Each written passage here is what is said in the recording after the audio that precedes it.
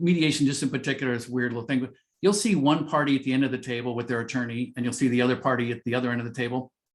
And one person is, I mean, they're like, their face is red, and you can just tell they're going at it, and they're saying what they're going to agree to and what they're not going to agree to. But you realize it's the person at the other end of the table that's just sitting there nice and calmly. They're the one with all the power. They're the one with all the control. The other one is scared to death. And so you see it enough times and you go, man, this is, you just know exactly where this is going. Hey, everyone, and welcome. I am Morgan Giss-McDonald, founder, CEO of Paper Raven Books. And I have with us today a super special guest who is launching his brand new book. The book is called Women, Divorce, and Money, Taking Control of Your Finances and Your Future. And I have with us today author David Stolz. Dave, thanks for being here with us. Great. Thank you, Morgan. I'm glad to be here. This is fun. It is. It's fun. And it's also, it feels like this is the type of book that we need. And I know when you and I first started talking about your book, you come at this with the perspective of someone who's seen a lot of the stickier pieces, right? You are a certified public accountant, personal financial specialist, certified divorce financial analyst and planner. Like, you have 20 years of experience working with people who are going through divorces and the financial implications. Can you kind of give us a little bit of kind of what this book is about and who you wrote it for? Sure. First thing you want to do is forget all the stuff you just said about me, because nobody wants to read a book by a certified public accountant. So you set all that to the side. But so I've been doing sort of divorce financial planning maybe by accident, but probably for 20 years. And so I've done business valuation and mediation and all this kind of stuff.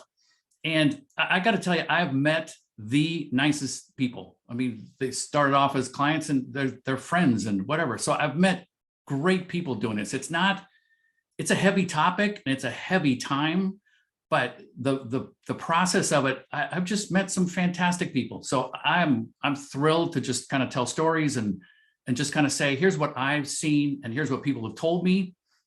And so as you work your way through it, at least it's not so overwhelming in the beginning anyway. You can kind of understand what's coming at you and just maybe just relax a little bit more, breathe a little bit more. But yeah, I've loved working with this area, and specifically with women, primarily because women are the only ones who ask for help. There's a study that says women ask for help in divorce 14 times more than men. So I guess if you reverse that, men are 14 times less likely to ask for help, which probably goes along with, driving directions or, whatever else guys don't ask for. I don't know. But I used to wonder why, but it's just the nature to be more curious and more interested and just looking for some thoughts. So I've loved doing this, and it's been a great thing for me. So you meet people in the context of, like, you're doing financial planning or tax planning, and they have an amount of money that's why they're coming to you to kind of help them with the financial piece, and maybe they're also getting a divorce. Is that how you are usually interacting with them in a client kind of relationship? Yeah. So the phone would ring, and it's typically a woman calling saying, my attorney suggested I call you. So they've met with a divorce attorney. They're starting that process. The attorney recognizes that they have a certain level of complexity, maybe, a couple of tax things to work out, or a couple of things that aren't obvious how you would do them. So then that's how I get started. And what I tend to see is a little bit more of the longer term marriages. They kind of loosely call that gray divorce, which is the worst term ever, but nobody I meet with represents that description. But so it's longer term relationships. You've built more assets, you've built more interfamily relationships, there's more dynamics, there's more of that stuff. So I tend to see those, but like I said, they're just wonderful people to work through this process with. But you do kind of, if you take big stressors, let's say the big four, if you take information overload, and you take, time pressure, and you take uncertainty, and you take risk, and then you put that all together at one time, and then you say, oh, by the way, you thinking about keeping the house, or are you going to sell it? Or are you going to change careers, or are you going to keep your career? Or are you going to, and so these questions come at you so fast, and that's not a man or woman thing. That's a human thing. It's like none of us can process good decisions in the middle of that. So it's just from there, you go through the process and say, okay, well, here's step one, here's step two, here's step three. Some of it's numbers, some of it's not numbers. Some of it's like, you got to be able to breathe and all that through the process too. So we typically get referred by the family law attorney. Okay, got it. And so you're meeting with this woman for the first time. She's already kind of in the middle of this divorce is happening. What does a divorce kind of look like typically? Like if someone's either thinking about it or early stages, what would you sort of recommend to expect from a divorce? Yeah, well, expect a lot of stress. But by the time somebody gets to me, they've sort of worked through the shouldn't we thing. Mm-hmm. Not 100%, because I think I've had two people that two times I met with people and they later called up and said, hey, we're going to try to work this out, which is great. It's totally great. But most of the time it's the relationship's been fractured enough, either an event or just worn out trying or something. So the decision's been made by the time I get to meet with them. And I run a survey for women who have been divorced. They've been out the other end. And one of the things I ask is who initiated it. And in the people that I've surveyed, it's the woman who made the decision. Something, it just got to be too much. Whatever it was, it got to be too much. So, and if you're the one that made the decision, you've been thinking about it for a while. So you've got a little bit of a head start on processing, but that's not always the case. Sometimes it's like, something crazy happens and all of a sudden it's right in front of you, and you haven't had any time to think about it. Yeah. So the first thing is to kind of just catch your breath and go from there. And then there's some steps that you do, first thing first, make a list of what you have and what you owe. I mean, simple stuff: the house, the car, the rental property, the whatever, the retirement account. Typically, people are going to have retirement accounts, and then what you owe, mortgages, car loans. You just need to make a list, because that's ultimately what gets divided. Mm. And that's where I shouldn't say, I was going to say that's where the fun is. I shouldn't say that because none of this is fun, but that's where the opportunity is to say, what's important? Is the house important? Yes or no? Is this important? Yes or no? And so you start to work through that. So it's a really, it's a time when you're really kind of bruised up a little bit, but at the same time, it's super reflective. It's a great time to say, let me just stop and think, what is important? Where do I want to put my time and my energy and money and whatever? So it's really interesting. So when you begin this process, and you said women typically are initiating the divorce in your experience in this survey that you're doing with them, what are some of the things that they're telling you in this situation where they've kind of coming to you, it's time, we're having a divorce, I don't know how to do this, Dave, help. What are some of the things that they typically say to you? Yeah, I had a woman that I met with was referred, this particular one was pretty contentious, the divorce, and to sit and talk with her, she was professional, educated, successful, attractive, if you could say it that way, and all. And so you have this visual image of this person you're talking to. And she just looked at me and said, will I be eating cat food when I'm 60? And I was just like, wait, I'm seeing this, what I see, but on the inside, she's thinking something different. And so that's where I really, that's where you realize it's more than a math problem. So to your question, almost always the core question is, am I going to be okay? Am I going to be okay? Will I be able to take care of the kids? Will I be able to take care of me? Am I going to be okay? And the answer is almost always yes. There are circumstances where somebody didn't have a chance to get the education they need, maybe young kids, no family support, something like that, those are extremely difficult.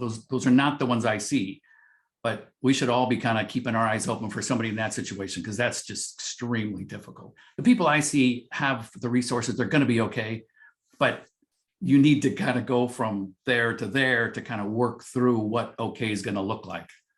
Yeah. Yeah. You said it right there. It's not just a math problem, Mhm. right? I mean, there is something sort of underlying, like when you decide to remove or break apart from a relationship that's been so integral to your life, it probably feels like everything is falling apart, and surely the finances are going to go right out the door with it. Do you feel Yeah. like that's something that you end up talking a lot about, is sort of just like working your way through the numbers in order to demonstrate like you really, yes, you're going to be okay? You do, but the numbers, there's a saying like numbers don't tell the story, stories tell the story. Seems silly, but so you can lay out this perfect spreadsheet, and if it doesn't if you don't feel good about where you're going to be headed, if you don't feel good about, let's say the spreadsheet says you're going to go back to school for a couple of years, or you kind of beef up your education or something, or maybe you're going to, career change, or maybe not. Maybe you're just going to, if you don't feel good about that, then the numbers don't help really that much. So it really is a combination of, we'll run the numbers, and the numbers suggest it's going to be okay. And the numbers might suggest you'll have this kind of amount to spend, you should plan for this much in taxes, those kind of things. But the story that has to go with those numbers to make you feel good about the decision with those numbers, that's really the important part. So I appreciate the introduction to CPA, and it is on the book that I'm a CPA, but sometimes I think, man, I should like keep that a secret, because I think people just think it's going to be this thing all full of numbers, and it really is different than that. So how would you sort of, you're thinking about writing this book, and you've written it especially for women, what do you hope that they're able to come to see or realize about the divorce process through reading the book? Well, I would say that I think intellectually people know they're going to be okay.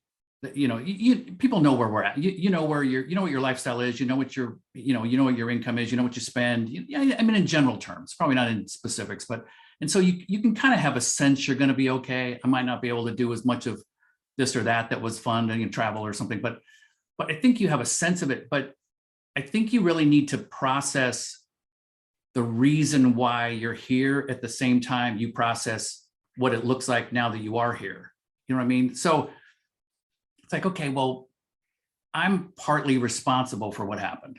Okay, so full disclosure, I've been through this too. So I understand sort of that feeling, but there is a part of me that is responsible for at least some part of it. And I think thinking that through is part of moving forward to say, you know what, as I go forward, the money part means this, but also the rest of the pieces mean it too. So I'm gonna go together with how I feel and how the money looks to try to get there. Yeah. Otherwise, if it wasn't that, it'd really be a book full of spreadsheets. That'd be just the worst thing ever. I can't imagine anybody. I wouldn't even be interested in that. So then where do women typically find themselves sort of after their divorce? Like, you sort of hinted this in the subtitle, right? So it's like, taking control of your finances and your future. And so we meet a woman where she's like, am I going to be okay? And your subtitle kind of hints for us like that there is something on the other side. What do you find with women once you've walked through this process with them? Yeah. In the survey, I ask, now that you've finished your divorce, looking back, what did you learn about yourself? And overwhelmingly, they are positive. Like, I was stronger than I thought I was. I was more capable than I thought. I was able to do things I never thought. I mean, over and over and over. And so that theme is very dominant. And I think going through anything difficult and you come out the other side, you go like, hey, look what I did.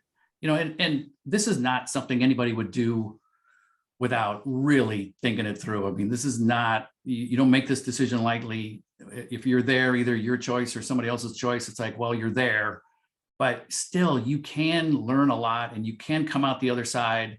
Maybe you don't have as much money. You can't divide something by 2 and have it be the same amount, but the money becomes less important too. When you rethink, here's what is important. I kind of use this description of a jigsaw puzzle. So you have this image of your world, my family, my kids, and that image includes future stuff like Christmases and graduations and all that stuff. And the divorce just seems to kind of blow the jigsaw puzzle apart, sort of. Some of the pieces still fit and they still make sense and they still look like you, but some of them don't. Some of them aren't even close anymore. So you're trying to build this new picture of yourself financially and non-financially, to say, okay, this is who I am. It's probably who you always were, but you're just remembering what things were important to you that you're sort of trying to bring out now. Yeah. Well, gosh, if you're here watching this, listening to us talk about this, and you're like, I think Morgan and Dave are talking about me. The good news is that you can get a free copy of this book today. So if you go to paperravenbooks.com/women, divorce, and money, all one word, women, divorce, and money, and that will be linked next to the video here, then it'll take you over to Amazon. You can get a free copy of the ebook today. You can get a physical copy of the book as well if you want. And you can dive into it this weekend. So even if you're not going to read it tonight, go ahead and load it up on your Kindle, paperravenbooks.com/women, divorce, and money. Load it up when you are ready for your next book. And we would love for you to be able to find some resource and reassurance in the pages of this book, especially if you feel like you're going through something like this or contemplating it for your own life. So Dave, people are often always curious about like the writing process, right? So you came to the idea of this book with 20 years experience, lots of stories, lots of conversations, your own personal experience. What did you find in the writing process of this book? Like, what did it sort of require from you to sit down and actually do the writing? Yeah. So how much do I reveal here? So I never had a kind of a bucket list, write a book thing. I never had that. It started sort of, this sounds funny probably, but you shave your head long enough and you look of a certain age and people start saying, well, how long are you going to work? And when are you going to retire? And all this stuff. And I found it mildly annoying, sort of like, I still felt like I had something to say. And so, my wife and I talking, and she's like, well, you should figure out how to do it then. You should figure out how to say something. So that's really what got the book idea going. So then it was just a matter of trying to organize it. And you learn a lot. You always, when you teach something, you always learn more than what you knew beforehand, because you have to kind of learn how to do that and how to lay it out. And the other thing was really good for me was that's when I focused on that survey, when I created that new survey and got a lot of that information, because it's like, I'm asking like, what were the number one reasons for friction? And what was, what do you wish you knew at the end that, that you didn't know at the beginning? And how, how did friends react? How did family react? So I learned a lot and a lot of it was reinforcement of what I thought I knew. But when you see it kind of statistically laid out on a survey, it's like, yep, 75% of the people said, yep, that's the way it is. It's like, okay, well, that really reinforces stuff. So I'd say I learned a little bit about me. I would not ever call myself a good student. I think of writers as like good students. Like, I assume you're a good student. You were probably a straight A student. I was not. I'm sorry. I knew it. That's not me. So I tend to think of writers in that way. And I thought, well, I can't really be a writer because that's not me. But then you just sit down and you start knocking out words, and pretty soon they fit together. And, in the beginning, they're terrible, but they sort of start to come together. So I guess I learned about me in that sense that I could, well, if I stay on it long enough, I can make something come out that's readable, and we'll see what people think and see how it fits with what people are looking for. I think a lot of people underestimate the power of a type of book that comes from lived experience, wisdom learned the hard way. Because yes, there's the type of book that's like high literature or, Hemingway or whatever, that is just, it's a literary read. But then books are also probably the easiest mechanism for us to transfer just personal stories, right, and lessons learned and wisdom to each other in a way that we can consume when it's convenient as a reader. And especially with a book like this, when we're talking about women and divorce and your financial life, you need that book when you need that book. Right. And so to a huge extent, when I think about, someone like you, Dave, becoming an author, it's like, there's an urgency there where it's like the woman's like, I don't care if you have a great turn of phrase. Right. Just tell it to me straight. Like, I need the most helpful, straightforward, encouraging advice that I can get right now.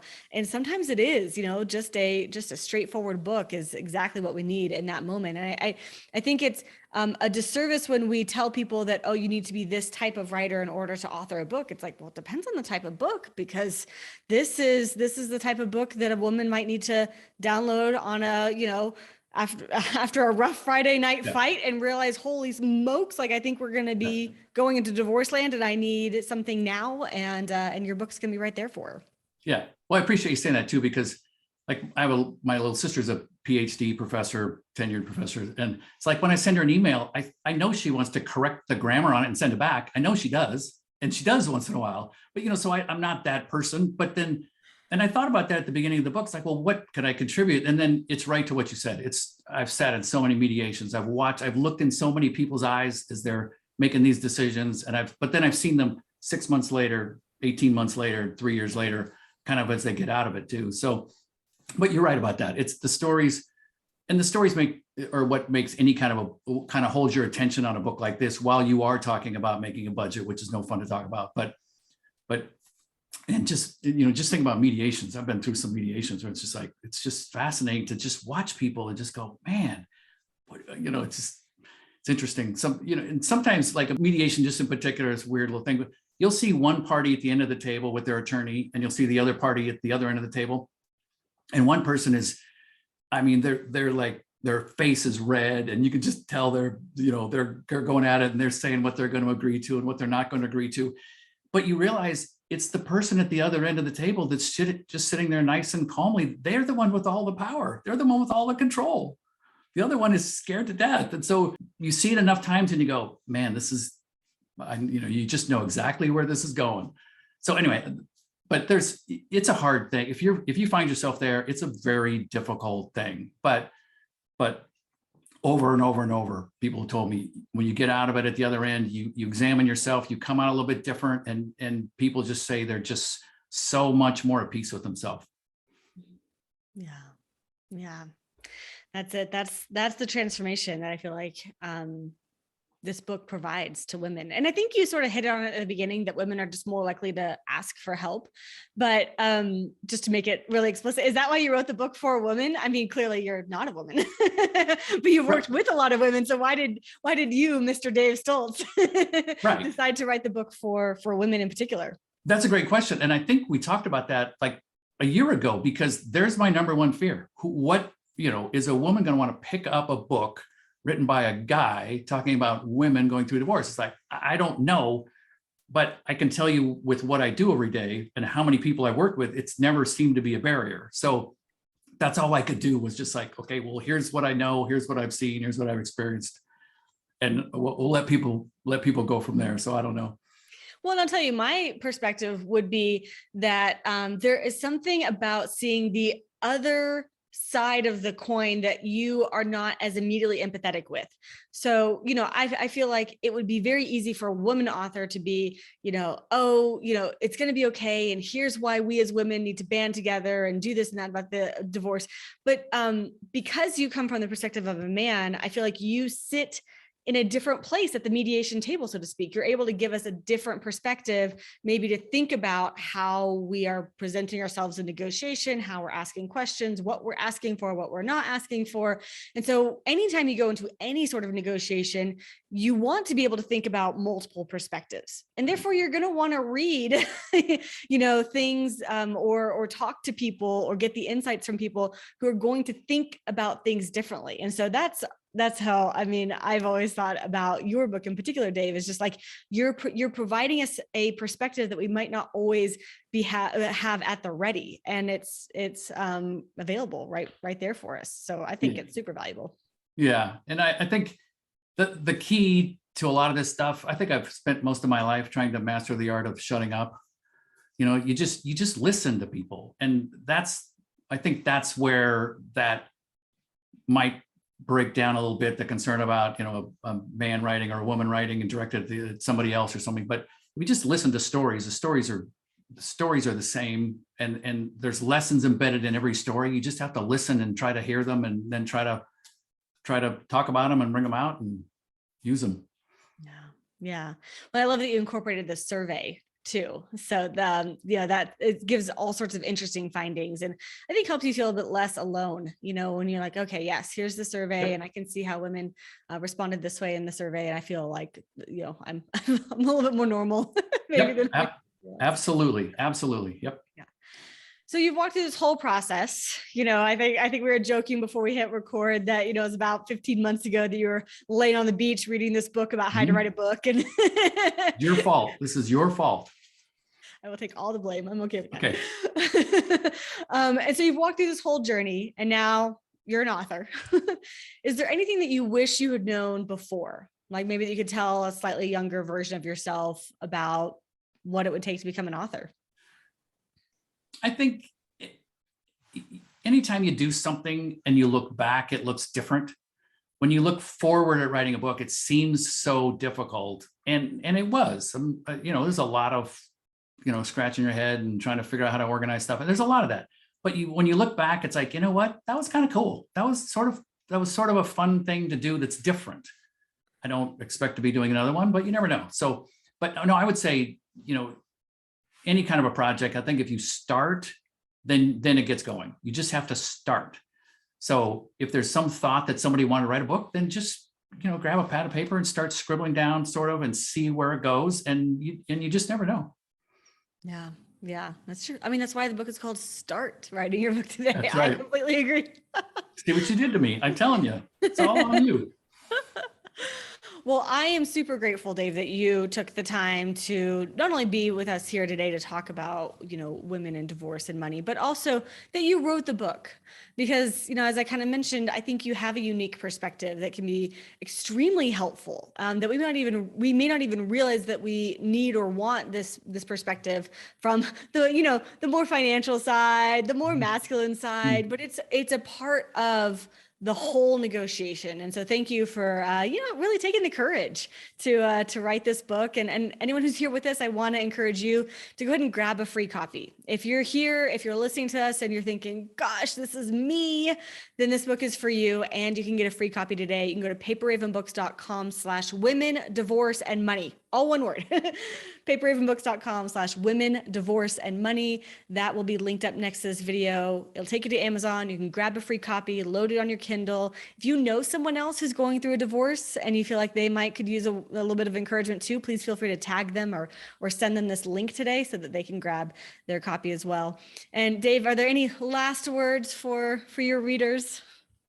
I would just, if you're in that spot, if you're in that boat, unfortunately, I think you really do want to get moving, because there's a tendency to sort of, it's overwhelming and that kind of leans toward doing nothing, but you really want to get moving, because not moving forward can make it worse. Sort of, it can increase the time, increase the money, increase the anxiety. So, find a good attorney, find a good counselor, find a good whatever, and just kind of start to take steps to move forward. And you will get to the end, and it will be okay.